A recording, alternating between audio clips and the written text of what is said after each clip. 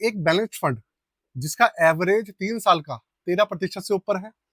Balanced category का मतलब एक ऐसे फंड्स होते हैं जिनके अंदर 50% की हिस्सेदारी इक्विटी की होती है और 50% की हिस्सेदारी गवर्नमेंट सिक्योरिटीज मतलब डेट कैटेगरी होती है। इतना हिस्सेदारी होने के बावजूद 13% से ऊपर का सीएजीआर निकाल के देना, बल्कि मैं कहूंगा 13.5% से ऊपर का सीएजीआर निकालना अपने आप में बहुत बड़ी बात है। फंड का नाम है ICICI prudential balanced advantage fund. इसी का दूसरा भाई भी है एचडीएफसी बैलेंस्ड एडवांटेज फंड। उसका रिव्यू मैंने अभी कुछ दिन पहले किया था, आप चैनल पे वीडियो डली हुई है, जाकर देख लीजिएगा। तो आज इसका एक लॉन्ग टर्म रिव्यू करने वाले हैं। रिव्यू लॉन्ग टर्म है, लेकिन जो वीडियो है वो शॉर्ट टर्म के लिए है, मतलब छोटी वीडियो है।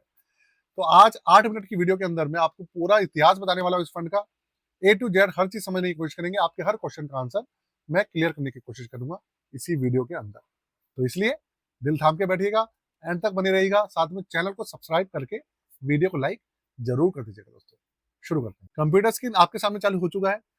फंड का नाम मैं आपको बता ही चुका हूँ, ICICI prudential balanced advantage fund. सबसे पहले मैं आपको बता देता हूँ कि बैलेंस्ड कैटेगरी होती क्या है। मार्केट के अंदर बहुत सारे ऐसे इन्वेस्टर्स होते हैं जो कि भाई डरते हैं, जिनको रिस्क लेना पसंद नहीं है, जिनकी एज ज्यादा है, रिटायरमेंट की प्लानिंग करते हैं। भाई सब तरीके के लोग हैं, या ऐसे गरीब लोग हैं जो कि रिटर्न चाहते हैं, लेकिन उनके पास इतना नहीं है भाई कि वो स्मॉल कैप्स के अंदर जाए, क्योंकि उन्होंने बहुत मुश्किल से, बहुत मेहनत से थोड़ी थोड़ी पूंजी इकट्ठी करके पैसा जमा करा है। तो ऐसे लोगों के लिए जो बैलेंस्ड कैटेगरी होती है वो काफी अच्छी रहती है। बैलेंस्ड कैटेगरी के अंदर जो सेबी ने अप्रूवल दी थी उसके हिसाब से मान्यता ये है कि 50% की हिस्सेदारी एक फंड मैनेजर डेट कैटेगरी की रख सकता है और 50% की हिस्सेदारी इक्विटी की रख सकता है। लेकिन मार्केट की कंडीशन को देखते हुए फंड मैनेजर डेट कैटेगरी को बढ़ा भी सकता है, और मार्केट अगर बुरी है तो फंड मैनेजर क्या करता है, डेट कैटेगरी को बढ़ा देता है। अगर मार्केट बहुत अच्छी चल रही है, अग्रेसिव मोड में है, बुल रन में है, तो वो डेट कैटेगरी घटा के इक्विटी बढ़ा देता है, जिससे कि रिटर्न्स अच्छे से निकल के आता है। ऐसा स्विच करता रहता है, फंड मैनेजर के पास ये ऑप्शन होता है। तो ये तो आपने देख लिया कि भाई ये कैटेगरी कौन सी है। बैलेंस्ड कैटेगरी है हमारा डेट कैटेगरी के अंदर जो हाइब्रिड कैटेगरी होती है, हाइब्रिड फंड्स जो होते हैं उसमें आता है। तो इस ICICI prudential balanced advantage fund की बात करूं तो ये 4 स्टार रैंकिंग का फंड है। वैल्यू रिसर्च ने और क्रिसिल ने इसको 4 स्टार की रैंकिंग दी है। कुछ वेबसाइट्स ऐसी हैं जिन्होंने इसको 5 स्टार की रैंकिंग भी दी है। रिस्क लेवल इसका वेरी हाई है, क्योंकि इसके अंदर इक्विटी है। अब आपके दिमाग में ये आ रहा होगा कि इसके अंदर तो 50% गवर्नमेंट सिक्योरिटीज है या डेट कैटेगरी है, फिर भी वेरी हाई। तो मैं आपको बता दूं, किसी भी फंड के अंदर अगर थोड़ी सी हिस्सेदारी भी इक्विटी की है तो उसका आपको रिस्क मीटर हमेशा वेरी हाई ही दिखेगा। इस चीज को आप हमेशा ध्यान रखिएगा। आगे 3 साल का एवरेज आपको सामने है 13.61%, और इसका जो एनएवी चल रहा है 85 रुपए 85 पैसे चल रहा है अभी के समय में। मार्केट में आप देख रहे हैं पिछले 1.5 साल से ज्यादा हो गया है। 2024 के एंड से जो क्रैश था शुरू हुआ था, और अभी तक क्रैश चल रहा है। अभी तक मार्केट रिकवरी नहीं हुई है, बीच में हुई भी थी, उसके बाद दोबारा डाउन हो गई। 10 साल का एवरेज 12.28% है। 7%, जो 7 साल का एवरेज है वो 12.27%। 5 साल का 12.40% का एवरेज है। ये जो रिटर्न आप देख रहे हैं ये एवरेज है। 3 साल का 13.61%, 1 साल का 10.21, 6 महीने का 1.15%, और 3 महीने का हल्का सा नेगेटिव आ गया है, 1 महीने का दोबारा से पॉजिटिव हो गया 4.66%। आप देख रहे हैं लगातार आपके सामने है रिटर्न, आपके सामने। बेंचमार्क देखेंगे तो 10 साल का एवरेज 10.5% था, यहाँ पे 12.5 12.25 है, बीट करा है। 7 साल में, 5 साल में, 3 साल में और 1 साल का डेटा देखेंगे तो अच्छे खासे मार्जिन से ये जो बेंचमार्क है उसको भैया बीट करता हुआ चल रहा है। कौन? हमारा ICICI prudential balanced advantage fund. Ranking देखिए आप इसकी, अगर 10 साल के अंदर डेटा देखेंगे, इसकी रैंकिंग देखेंगे तो भाई ये पहले नंबर पे चल रहा था। 7 साल में 4th नंबर पे, 5 साल में 4th नंबर पे, और 1 साल के हिसाब से ये तीसरे नंबर पे चल रहा है। और 1 साल के डेटा के हिसाब से इस कैटेगरी में टोटल 38 म्यूचुअल फंड, 38 फंड्स के अंदर अभी भी ये मतलब तीसरे नंबर पे चल रहा है। आपके सामने है पूरी हिस्ट्री, आपने देख ली इसकी। अब आगे चलते हैं, अब इसके पोर्टफोलियो पे चलते हैं। ये पोर्टफोलियो आपका सारे के सारा आपके सामने ओपन है। उससे पहले मैं पोर्टफोलियो आपका इसका रिव्यू करूँ, उससे पहले आपको अपनी पोर्टफोलियो सर्विसेज के बारे में बता देता हूँ। अपने पोर्टफोलियो को रिव्यू करवाना, क्रिएशन कराना आप समय-समय पर बहुत ज़रूरी होता है। अगर आप हमसे चाहते हैं, तो आप हमसे भी करा सकते हैं। पोर्टफोलियो रिव्यू, क्रिएशन चार्जेस 999 है।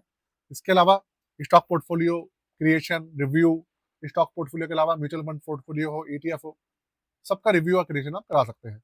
सारी चीज़ें यहाँ पे मेंशन है। व्हाट्सएप नंबर यहाँ पे मेंशन है और ज़्यादा डिटेल्स डिस्क्रिप्शन के अंदर मैंने मेंशन कर रखी है हर वीडियो के अंदर। आप जाकर चेक कर लीजिएगा, हर सारी चीज़ें यहाँ पर अवेलेबल है। अब हम चलते हैं अपने फंड के ऊपर। आप यहाँ देखिए 61.67% अभी इक्विटी है इसके अंदर, 21% के आसपास डेट कैटेगरी है, 4.5% रियल एस्टेट है और 13% के आसपास कैश और कैश इक्विवेलेंट है। मतलब इन्होंने कई अलग अलग कैटेगरीज के अंदर पैसा बांट रखा है। रियल एस्टेट भी है, कैश भी है, डेट कैटेगरी भी। तो मल्टी एसेट फंड नहीं होता जैसे, उस तरीके से इसको मल्टी एसेट की तरह भी यूज कर रहा है फंड मैनेजर। इसके अलावा इसके अंदर अभी के समय में करीबन आप देखिए 101, 105, मतलब 101 से ऊपर इसके अंदर स्टॉक्स हैं अभी के समय में। लार्ज कैप 86.77% है, मिड कैप इसके अंदर 8.26% है और स्मॉल कैप तकरीबन अप्रोक्सीमेट 5% है। तो कुल मिलाकर ये ज्यादातर हिस्सेदारी जो है वो लार्ज कैप की है। इसके बाद हम इसके जो सेक्टर्स हैं वो देख लेते हैं। इसके अंदर 234 गवर्नमेंट सिक्योरिटीज है, इसमें डिवेंचर्स भी होते हैं, गवर्नमेंट सिक्योरिटीज होती हैं और कमर्शियल पेपर्स भी होते हैं, बहुत सारी चीजें होती हैं। इसके अलावा सबसे बड़ा इसके अंदर 10 सेक्टर्स हैं। सबसे बड़ा सेक्टर है फाइनेंशियल सेक्टर 17%, कंज्यूमर सेक्टर है 11.5%, टेक्नोलॉजी है 9.92%, इंडस्ट्रियल 8.28, एनर्जी 4.83% और मटेरियल है 4%। Consumer staples 3.49%। भाई ये इसकी पूरी की पूरी हिस्सेदारी है, आपके सामने है। आपने पोर्टफोलियो देखा, सेक्टर देखा, गवर्नमेंट सिक्योरिटीज कितनी है, स्टॉक्स कितनी है, सारी चीजें अच्छे से समझी। पोर्टफोलियो ओवरऑल में बात करूंगा तो अभी के समय में काफी अच्छे से डाइवर्सिफाई कर रखा है। अलग अलग कैटेगरीज, अलग अलग स्टॉक्स, अलग अलग सेक्टर्स, अलग अलग सब कैटेगरीज और सब असेट क्लास, सबके अंदर डिवाइड कर रखा है म्यूचुअल फंड को। जितना तोड़ सकते हैं उतना ज्यादा तोड़ रखा है फंड मैनेजर ने। तोड़ने का मतलब अलग अलग जगह पर शिफ्ट कर रखा है, जिससे कि गिरावट का जो इम्पैक्ट है वो कम से कम पड़े। इसका रीजन ये है करने का, और डाइवर्सिफिकेशन का बेनिफिट इन्वेस्टर को ज्यादा से ज्यादा मिले। अब हम चलते हैं इसके चार्जेस देखते हैं और कंक्लूजन देखते हैं। 1 जनवरी 2013 को लॉन्च हुआ था, 13 साल से ऊपर हो चुके हैं इसे। रेगुलर प्लान और भी ज्यादा पुराना है। क्रिसिल हाइब्रिड 50+50 मॉडरेट इंडेक्स इसका बेंचमार्क है। ओपन एंडेड स्कीम है, जब मर्जी आइए जब मर्जी जाइए, कोई रोक टोक वगैरह नहीं है। एक्सपेंस रेशियो इसके अंदर 0.88% है और इसके अंदर जब से लॉन्च हुआ है तब से अभी तक का 12.76% का एवरेज है, 13.25% का एवरेज। 66,398 करोड़, आप सोचो कितना हैवी एयूएम है इस फंड के अंदर। और 500 रुपए से मिनिमम लमसम, 500 रुपए से मिनिमम एसआईपी वगैरह इसमें शुरू हो जाती है। एग्जिट डोड है इसके अंदर 1%, 365 दिन के अंदर, 365 दिन के अंदर 1% एग्जिट डोड लगेगा। लेकिन 30% अगर अगर कोई पैसा निकालता है टोटल इन्वेस्टमेंट का, तो वो 1 साल से पहले भी निकाल सकता है बिना किसी एक्स्ट्रा चार्ज के। लॉक इन पीरियड वगैरह इसके अंदर नहीं है। अगर मैं कंक्लूजन की बात करूँ ना, तो कंक्लूजन ये है कि फंड बैलेंस्ड कैटेगरी का, जिस तरीके से इसके अंदर एयूएम है, जिस तरीके से इसके अंदर रैंकिंग है, बहुत अच्छे से मैनेज किया हुआ है, बहुत अच्छे से डाइवर्सिफाई किया हुआ है। कोई भी क्वेश्चन आपका इस फंड को रिलेटेड मुझसे पूछिएगा, मैं आपको आंसर जरूर दूंगा। वीडियो को लाइक करके चैनल को सब्सक्राइब जरूर कर दीजिएगा। आज के लिए जय हिंद।